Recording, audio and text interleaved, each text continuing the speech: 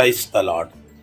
கிறிஸ்துவுக்குள் எனக்கு மிகவும் பிரியமானவர்களே, ஆண்டவர் இயேசு கிறிஸ்துவின் பெயராலே உங்களுக்கு மிகுந்த சமாதானம் உண்டாவதாக என்று நான் உங்களை வாழ்த்துகிறேன்.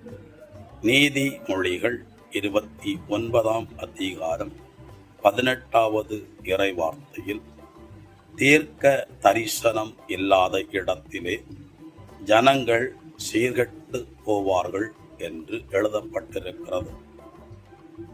ஆண்டவராகிய தேவன் இந்த நாளிலும் அவருடைய இறை வார்த்தையின் வழியாக, தீர்க்க தரிசிகள் வழியாக நம்மோடு பேசிக் கொண்டிருக்கிறார். நமக்கு சத்தியங்கள் தெரியும்.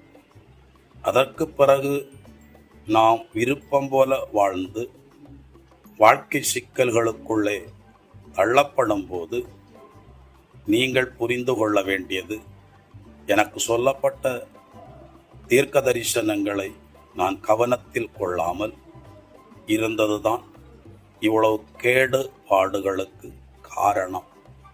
ஆகவே எப்போதும் ஆண்டவரிடத்திலிருந்து வார்த்தை வரும்போது அந்த வார்த்தையின் பிரகாரம் கவனமாய் இருந்து, தீமையானால் அதை மேற்கொள்ள, நன்மையானால் அதை சுதந்திரித்து கொள்ள பிரயாசப்பட வேண்டும்.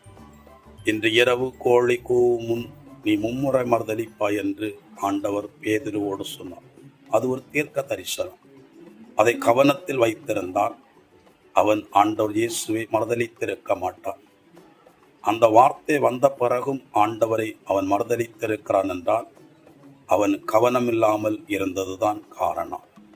ஆகவே நம்ம வாழ்க்கையில் ஆண்டவர் இடைபடும் போது எதை சொல்லுகிறாரோ அது நல்லதாக இருந்தால் சம்பவிக்கவும், தீயதாக இருந்தால் சம்பவிக்காதபடி அதை மேற்கொள்ளவும் கவனத்தோடு கூட இருக்க வேண்டியது உங்களுடைய கடமை.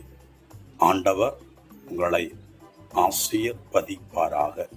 God bless you. சமாதானம்.